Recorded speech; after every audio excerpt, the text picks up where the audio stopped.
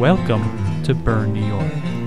The town is located in the Helderberg Mountains, just 10 miles outside of Albany. It was founded in 1750 by Swiss settlers who originally came from the city of Bern to the New World, hence how the town received its name, Bern, New York. The view you are experiencing now is from the top of Sickle Hill. The first Crawford to come to the New World was Isaac Crawford, who arrived in the port of Albany in 1790 directly from Ireland.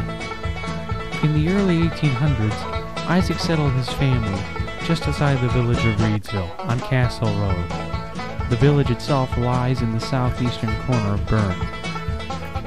Reedsville used to be a bustling community, serving as the main road off the hill into Albany, and it was home to a number of farms, stone quarries, and hotels, including the Costco Hotel, which functioned for several decades before having to close due to a lack of funds because new roads had been built circumventing the old Cass Hill Road into Albany.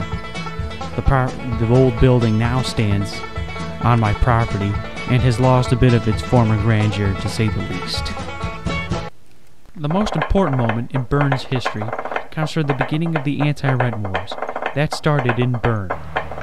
Not many people know this, but New York was divided into patroons, which are similar to the manor system that existed in medieval Europe. And obviously the control of these patroons was given over to wealthy families who signed a charter with the Dutch East India Company.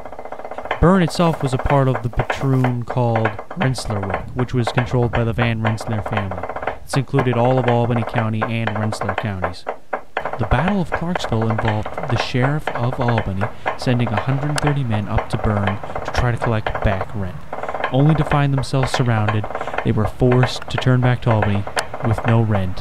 What started in Bern helped bring an end to the patroon system and ended the old feudal law that had existed in New York State since the 1600s. One of the most traumatic events in Bern's history was last year's Hurricane Irene, which dropped a record 10 inches of rain on this small rural community in the span of 24 hours.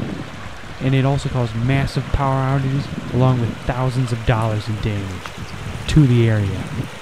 Even today, more than a year later, there are a number of areas that still show all the signs of the fierce storm that went to work in this leafy little town in the Helderberg Mountains. Some of the areas that are still show acute damage include the Widenskill Creek and a number of buildings in the village that were inundated with water and cannot be repaired. Bern will recover and survive from the storm because it has existed for 262 years. Because no matter how big the storm, the roots go just too deep to be affected. And so the people will continue, they will endure, and they will thrive in this small community. Because it is in their very nature to survive and roll with the punches that life gives them. This is my home, and it may not look like much to most people, but it has been home to the Crawfords for over 200 years, and I suspect it will remain our home for the foreseeable future. Thank you. This was Bern.